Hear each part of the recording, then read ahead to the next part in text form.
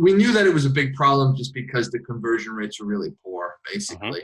The trial to paid was poor. The churn rate was poor. I mean, all of this is kind of, these are like the health signals of the product. They're like the biometrics of it.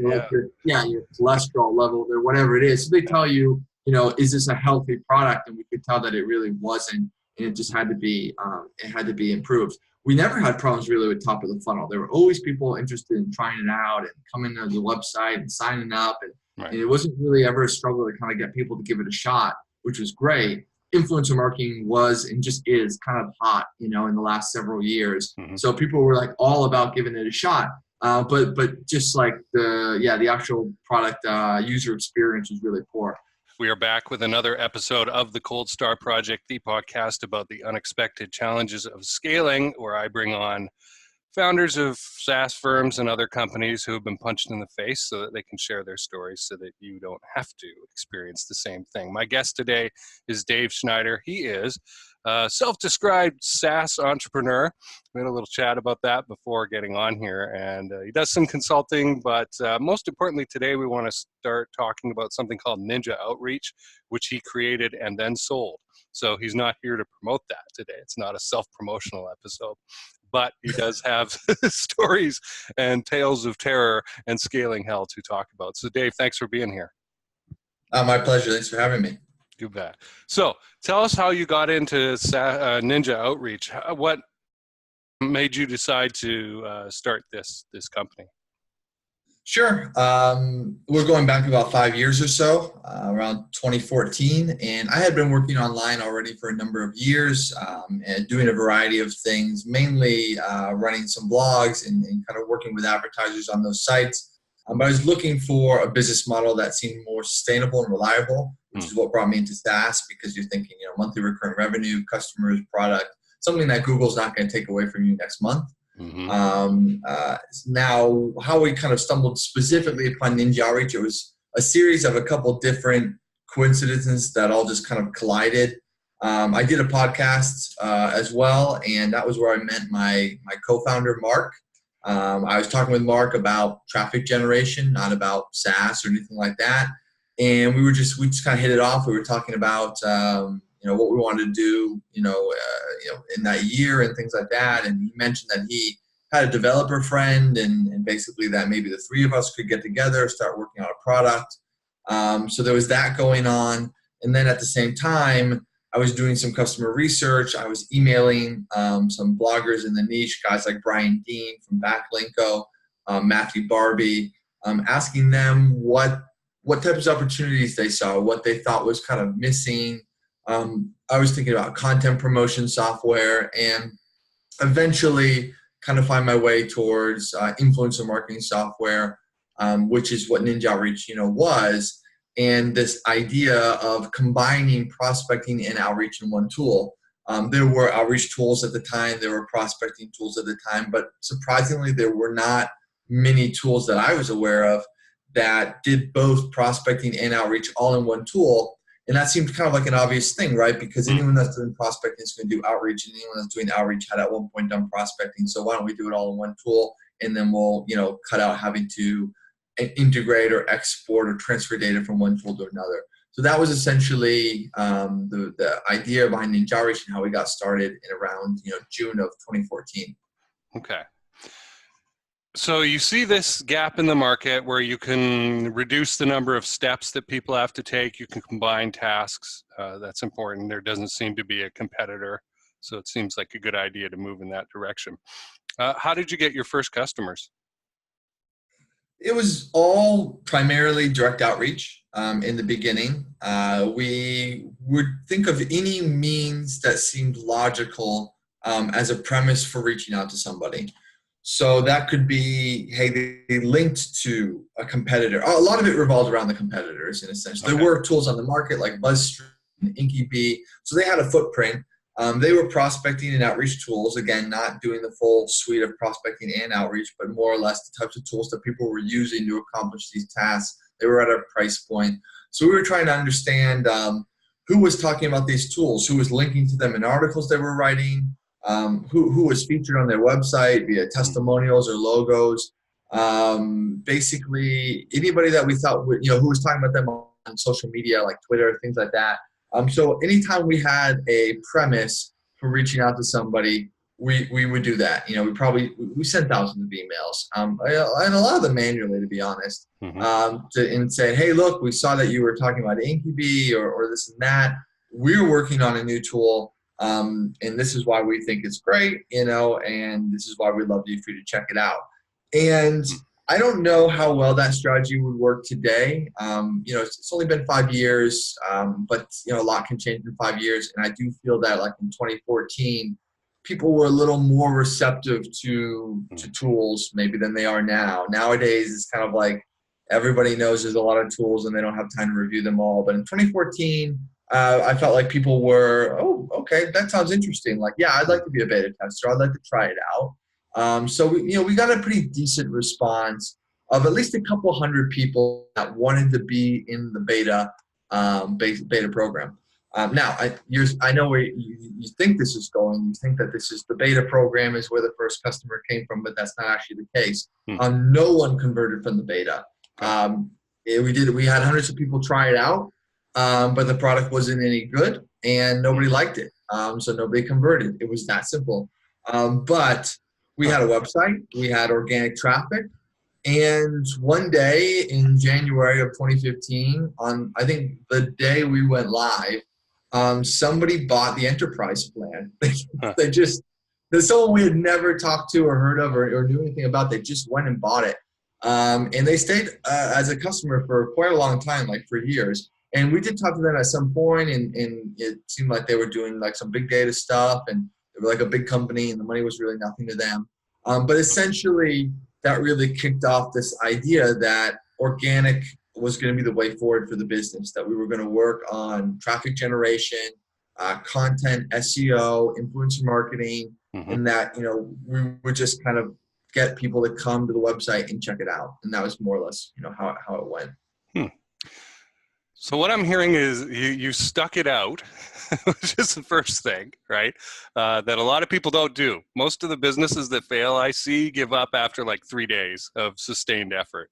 And I'm not exaggerating when I say that it's that low of a number. They may hang on by getting their bills paid by friends or family or something like that, right? Or maybe they have a job. But that's usually when the businesses die. So you stuck around and kept the door open long enough for a customer to walk in. Now, I heard you say that the product at the start wasn't that great, right? And nobody converted in that. So, I mean, first of all, how did that feedback feel? And then what did you do about it to improve things so that you could make happy customers? Yeah, so the difficult thing about, number one, being a very inexperienced founder, first-time founder who really didn't know anything about software, was that we tried to do customer research, but we were often asking the wrong questions. We were asking often about features, product features, things like that. But we weren't thinking about some of the basic things, which were like, how are you going to buy this product? Are you going to use your credit card or PayPal, or how do you want to buy this product? Or is it important to you if it is a desktop app or a web app? Or do you need a mobile version? All these, do you have a Mac or do you have a PC? These things nowadays, maybe, again, not as I feel like everybody more or less knows that like it needs to be like a web app and it needs to work for everybody and things like that. But back in 2014, there were still desktop apps. Like not everything was web. It was not unheard of to have a desktop app, but that was largely where everything was going. And we had we built off of legacy technology. We didn't start from scratch. Like my partner Mark and his buddy Paul, they had already built like some technology from actually several years back. And because it was kind of a scraping app, it lended itself to be a desktop application. And so we just kind of built on top of that. And so we built like a desktop application that only worked for PCs, and basically only worked with PayPal. And essentially this just alienated so many customers. People would sign up and they'd say, sorry, I've got a Mac. or sorry, PayPal doesn't work in my country, or my company doesn't use PayPal to basically use tools. So we ran into a lot of those issues really early on, largely because we just didn't properly do customer research, and also we didn't do competitive research to really kind of understand like how things were being done. We started a new application with an old school mindset. So all of that had to be changed, and it took a really long time to change it, and like a lot of money. And it was, you talk about getting punched in the face, and that was just like an onslaught of face punches that year of transitioning the app from desktop to web app, and then integrating it with Stripe. And, finally, eventually we did kind of come around. Luckily, it didn't take us like too long.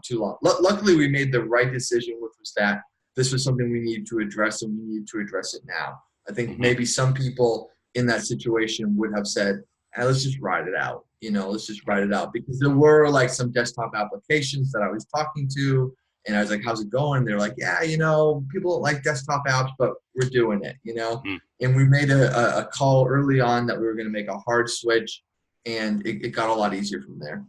Okay. So I appreciate the story and the honesty. Not everyone is capable of admitting that they screwed up occasionally and did something about it.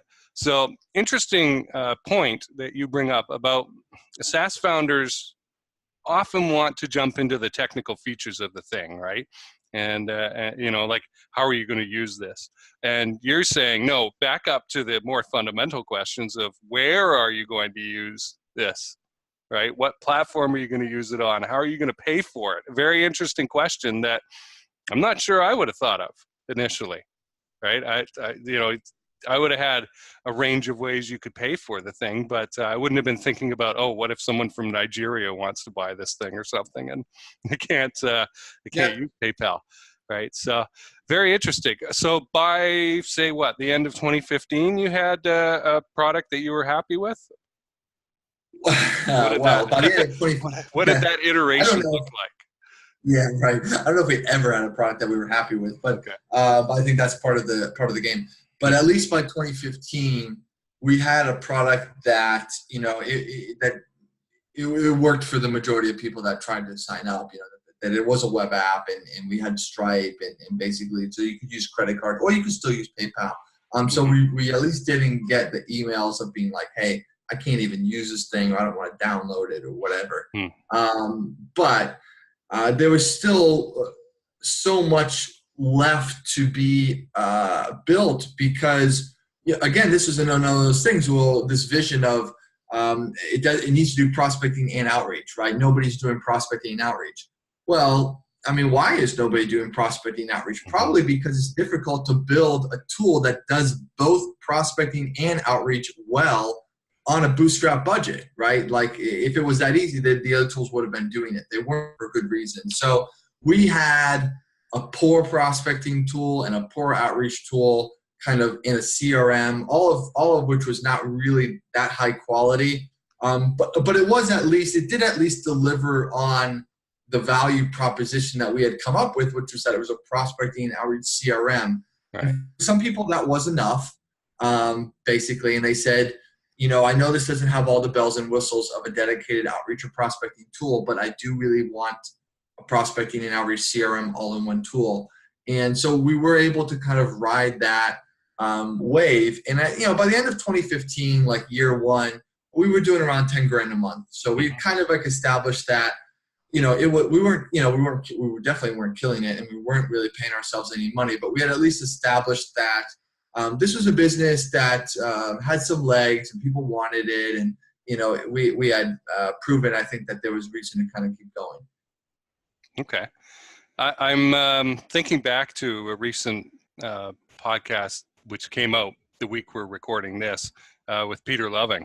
And one of the things that he talked about was poor quality SaaS, right? Like poor quality products. I was like, really? And you're now giving me a clear example of how that comes about, right? You're sort of rushing into a marketplace, trying to fill a need, taking legacy software and slapping it together and going, well, I guess this piece mixes with that and we'll do our best and fix it later, right? And then you Yeah. realize, okay, nobody really wants the thing. They want the outcome, but they don't like this, or they can't pay for it or something. And what do I have to start now changing around? And how do I get better Lego pieces, I guess, to start putting something together? So how did that process work for you? When were you waking up to the fact that, like, okay, something really needs to change here? And did you make wholesale changes after the 2015 iteration?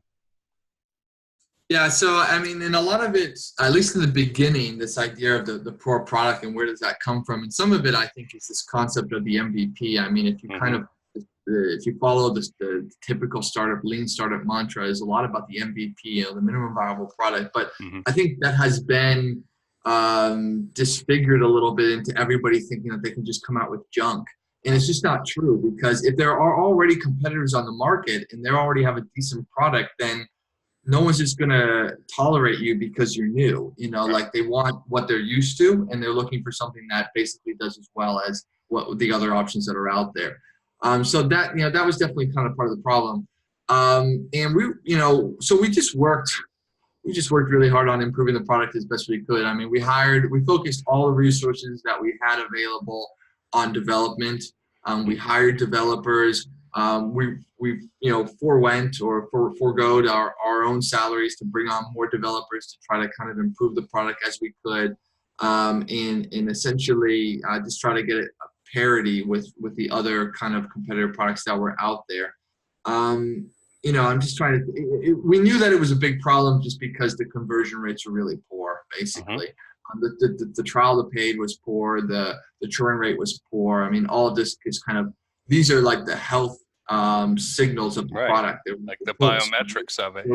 Your cholesterol level or whatever it is. So they tell you, is this a healthy product? And we could tell that it really wasn't, and it just had to be improved. We never had problems really with top of the funnel. There were always people interested in trying it out and coming to the website and signing up, and it wasn't really ever a struggle to kind of get people to give it a shot, which was great. Influencer marketing was and just is kind of hot, in the last several years. So people were like all about giving it a shot. But just like the actual product user experience was really poor. So we worked on it for a number of years to improve it as best we could. But and this is probably another one of the poor decisions that was made, but that we really should have started over, essentially. Because when you get into a product, you kind of have a decision to make of like, well, do I keep kind of, you've done something wrong, you know that it's not really designed well and stuff like that. So it's like, you kind of keep trying to work with what you have and build onto it, or do you just kind of like wipe the slate clean and like start from scratch? And eventually, and I'm talking like 2017, we actually did do that. We completely rebranded. We did a whole UI UX from the ground up rebuild of it. Just new everything.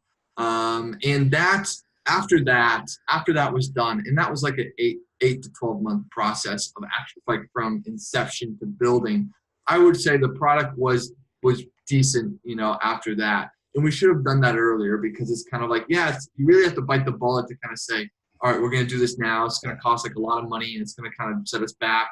But then after that, like, it just grows so much better, that was really the right call. Well, the right call would have been to do it earlier, but at least we did it at some point. Your story, this part of your story is reminding me of Jonathan Kikebush of SEO Butler, who I had on, and they did like a $30,000 redo of their entire website, process, systems, everything.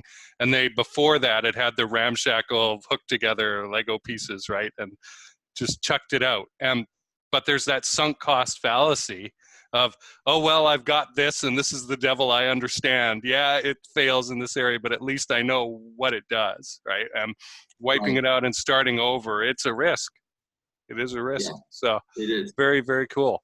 What did you learn, I guess, from that process of rebuilding, redesigning, and whatnot? Like, first of all, I guess, do you think you could have made as good a product as you had with the second iteration without going through the suffering to get to that, okay, let's reinvest point? What do you think could have accelerated that if not? I think that A lot of the limitation was my own experience and just my own limitations as a first-time founder, and sort of just not really being able to see things clearly because I hadn't really had the experience of it.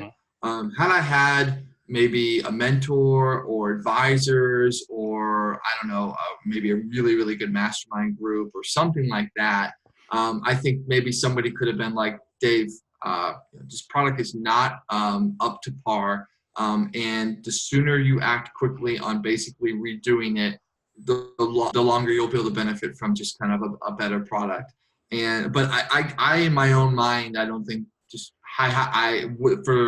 without having that support group and those people that I could turn to, I just had to sort of eventually get there myself, with obviously my partner and stuff like that. So that's essentially kind of what happened. So, whatever, there was no way to avoid, I think, what happened. It was just sort of, that was the natural course of events that was kind of going to take place. But that's why I think, having mentors and advisors and people that have a few more years of history and experience underneath their belt, they can kind of point you onto those things that otherwise you would not realize until later on.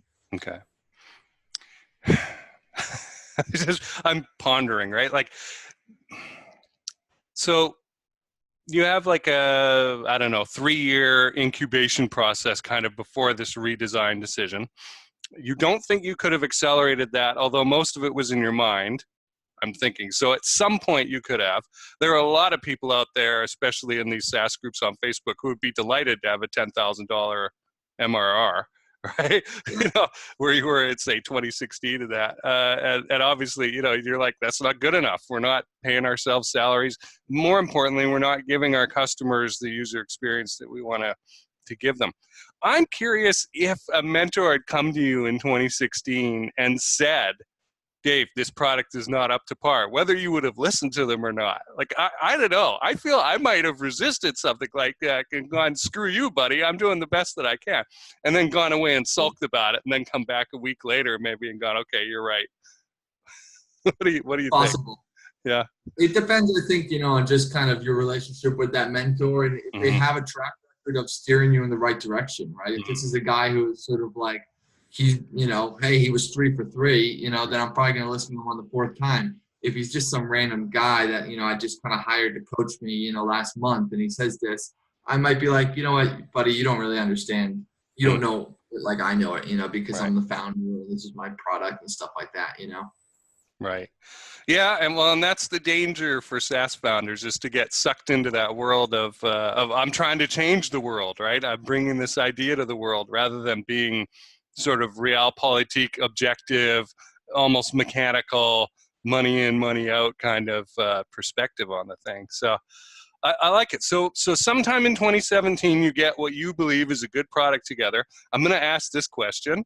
Why or how were you able to sell when you knew you had a subpar product? Did you compete on price, or did you have a special weapon? Like, how did that work? So, there's a lot of factors, I think, because the product was, it was subpar in ways, but in many other ways, the competitors maybe didn't have great products either. And I heard from people that tried them out, they're like, oh, yours is so much better. And then we'd have people that say, no, theirs is so much better. And I think in some ways, it just depends a little bit on the user experience. Did somebody sign up on a week when you were having a lot of bugs or not having a lot of bugs? What features were they using? Are those features, did they work well with you and maybe not so well with the other guy? And there are a lot of people that don't do their research, and they don't actually try out anybody else. And they just say, okay, I Googled influencer marketing software. I came upon NinjaOutreach. I tried it. Works, okay, and I'll stick with it. And they don't really shop around. Yeah. And so we had good marketing, and people seemed to think that we were a little bit everywhere, and often people felt that the business was a lot bigger than it was, just because we had a lot of buzz around it. So I think that really helped propel the business forward. Like I said, we always, generally had a lot of signups, trying it out, and we worked really hard on customer support, and we tried to give a lot of hands-on help, and we just tried to do our best to kind of make up for our shortcomings. And people really liked that, me and my partner Mark, that we were involved. I was doing support chat. I did support chat for years, and I did the emails and I did all this other stuff. Even when we had support guys, I was like the fourth support guy. And often I was doing more tickets than the other guys.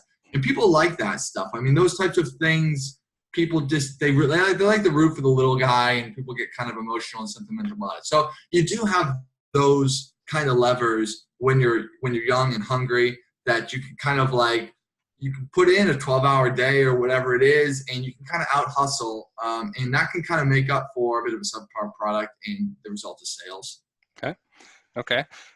So what I'm hearing is there was some focus on the relationship between you and the customers you had, and that counts for a lot. All right. Let's talk about churn for a moment. It's a big thing today, especially. It's one of those big indicators. I'm suspecting you had quite a bit of churn, at least up to 2017. How did that feel? What did you do about it? Did you heroically try and struggle against it, or did you go, I guess we'll just dump more people in at the top of the funnel where things are really good, right? And deal with it that way. Yeah, we had a lot of churn for a long time. I mean, at one point it was probably like 20%, like really, really high. And then, you read all these articles and people are talking about negative churn or 1% or what it should be and things like that. And you're just like, wow, we are like so far off. And I mean, the reality is, I think that the answer is really somewhere in the middle. I think most bootstrap software tools in, addressing the SMB market do not have 1% churn. They probably have something between like 6 and 10, and there we were around like 15. So I felt like we had room definitely to improve, but it also it wasn't like we were just, that we were literally day and night per se. So a lot of work into trying to improve the user experience. Like I said, we did that whole rebrand of the product and stuff like that. And it wasn't just product. We redid the onboarding and help articles and everything about it. So that definitely helped a lot. We tried some different churn tools, the usual stuff, dunning services. Less Churn was an application that we used for detours and stuff. So we basically threw the book at it and kind of did whatever we could. We did a lot of concierge customer support. So, hey, we'll go and get you your 100. We'll do the prospecting for you, and we will do onboarding for you. And we did all these different types of things, meet with them over video, and we just kind of did everything that we could. At the end of the day, I mean, I think when I finally sold it and we had gotten churned down to something like 12 or so percent. Not great, but better than it had been in the past. There was some sort of response to the work that we had done. At the end of the day, there were just, a lot of people signing up for the product that just really didn't know what to do. They don't know how to do marketing. They don't know how to do influencer marketing. They just heard that influencer marketing is something they should be doing. Right. They had heard about it. They read it somewhere, and they could be some mom and pop shop or whatever it was. And those people are just not really going to last. Right. There's just nothing you can really do for them. And then there was a lot of obviously just involuntary churn with going out of business, or guy left the company, or the type of natural types of things that just kind of work with everything.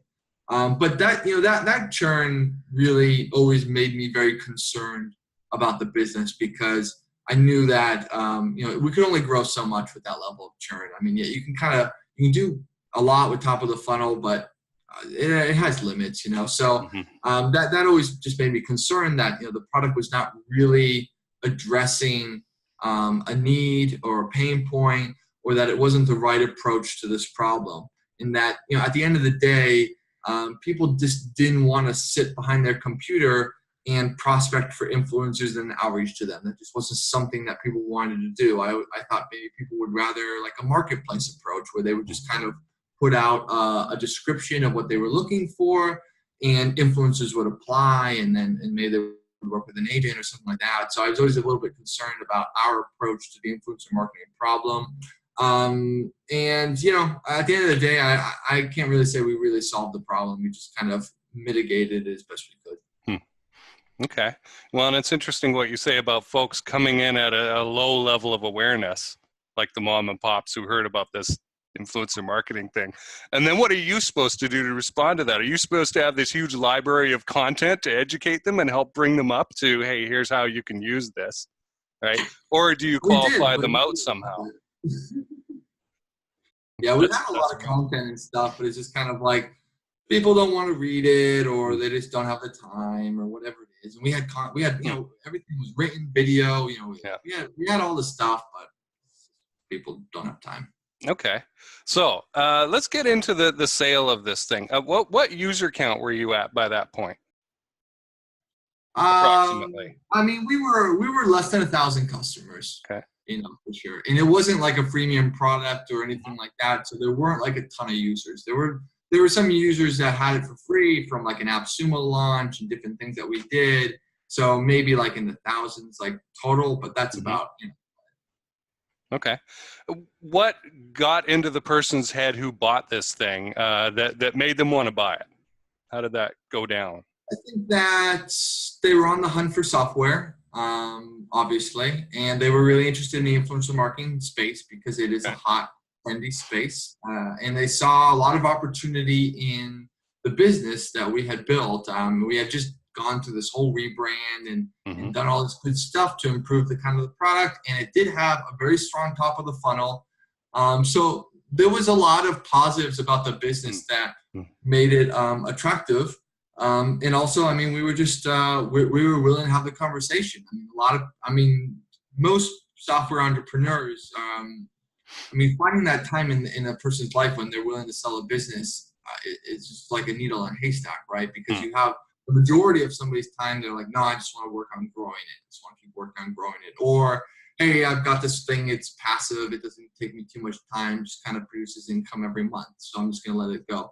Or, you know, they've already sold it basically, or, you know, and someone just bought it. So we were willing to have the conversation and discuss how this could work. And eventually we made a deal. Okay. Do you know what indicators they were looking at other than just okay, you're in this niche. I want software. I'm looking for my own Lego pieces to put together. I can definitely see a draw from their end of the idea that, okay, this at least is collecting potential customers, right? For this or related products or services, right? It's a way of at least attracting people to get them into a room, and then I can do whatever I want as the owner of that data now, right? After that point. What else were they looking for?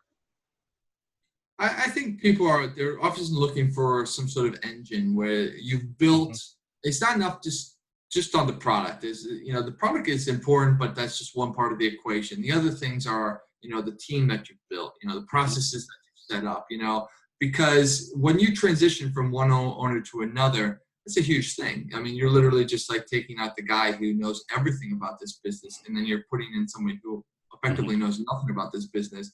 So if the right processes and everything are not in place, it's going to really struggle to kind of transition. And we had built a good team, around 20 people, really quality people, in my opinion, who were great at their job, and they loved the brand and the product, and they were working on it, and we had good systems in place, and things worked smoothly, more or less, without me. I mean, I was responsible for doing some things from time to time, making decisions here and there, but for the most part, you know, it worked kind of well without me.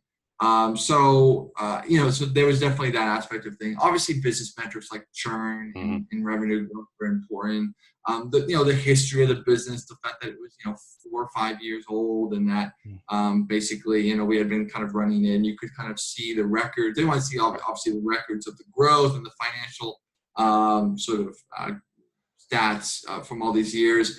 And, they're looking for a story, and then they kind of understand that if I come in and I put in a new vision on this business, that I think, is maybe being overlooked by these current founders who are just too in the business for too many years already. Do I think I can accelerate the growth? And so I think that all those things just kind of came together. Okay. Regarding how they built up to the price level, was there an independent valuation, or did they come to you and say, we think it's worth X amount and we'll pay you so many times the ARR or something like that? It was that, yeah. Basically, there was no independent valuation. We had a number in our mind, and basically, they had a number. And we kind of went in the middle. Okay, makes sense. And obviously, it was a good decision. I guess we can wrap up. Just before we do that, you've talked a little bit about systems and processes, and I want to ask a question to dig into that a little bit. When did you realize, and at what revenue point were you at when you realized, oh, heck, we've got to concentrate on systems and processes? Or was it like that at all? It was basically like that from the very beginning. Okay. But I think that's part of my personality. I'm a big systems and processes guy.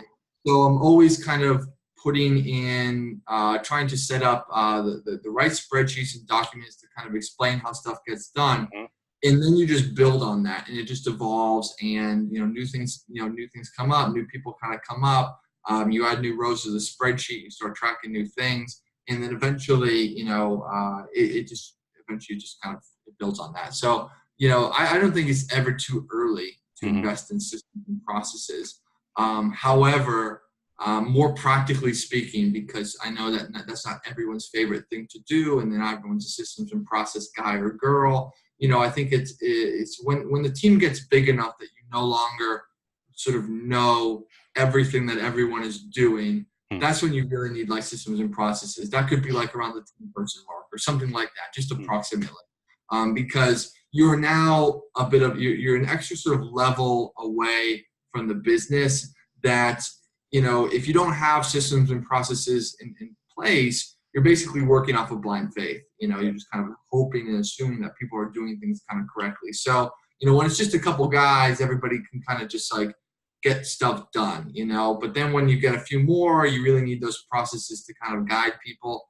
And so, yeah, that's the way I would approach it. I'm glad to hear you say that, and that perspective is rare to bring it in from the beginning, because that's what my company does is document and improve systems and processes for other companies. Cool. Right? Huge. So, but getting folks to understand that in the SaaS field, that this is valuable and essential, ultimately essential, for you to get out of being in your business and B, potentially to sell it someday. It's been a struggle. It has not been a great niche for me. Let's put it that way. Crazy. So, it seems obvious. Yeah, people sometimes they just don't know what they need. Yeah, I guess that's true. So you sell this thing, you get a pot of money. I guess you split it with your partner somehow. What did you do after that? Did you rest on your laurels, go to a vacation in Aruba, take some time to think about what do I do next, or did you jump into the next thing? And when was this sale? When did that so this would have been about around March of last year, 2018, so about a year ago or so. And I mean, basically, the money comes in, and that's cool for, I don't know, like a second, basically. Oh, wow, cool. But then it's, you still kind of like, you got to go feed yourself that day. Like, there's a lot of normalcy that still dictates that day. That kind of brings you down to earth, and it's like, okay. And by the way, it's just, I mean, I can't disclose the amount, but I can say it's not like I can retire and never work again type of money. Right. It was like a healthy payday for a couple of years of work, and I was happy to kind of be rewarded with it. But at the same time, I knew that I would need to eventually do some more work. It just I wasn't going to sit and do nothing for a while, nor would I want to. So what's interesting, one of the things that I did that I did realize is that there are just so many opportunities out there, and for good reason. When you're working on one business, you don't sort of see them because you're focusing, and that's fine. But they're there, and when I did sell NinjaOutreach, all of a sudden there was there's a consulting gig here, and then there was a software thing here, and there's all these different things that basically kind of presented themselves now that I was free. So just know that I think because it's always a little worrying, like if I'm going to sell this, and then what will I do? Stuff's going to come up. I mean, and more now when you have actually maybe had like an exit and stuff like that. So basically, I tried the best I could to not work for like a couple months. I more or less failed into some work, basically. I started doing some consulting and stuff like that and whatnot. Okay. How can people get a hold of you, and what would you like them to get a hold of you for? Yes, I would say I'm only active on email. I don't do Okay. really social media.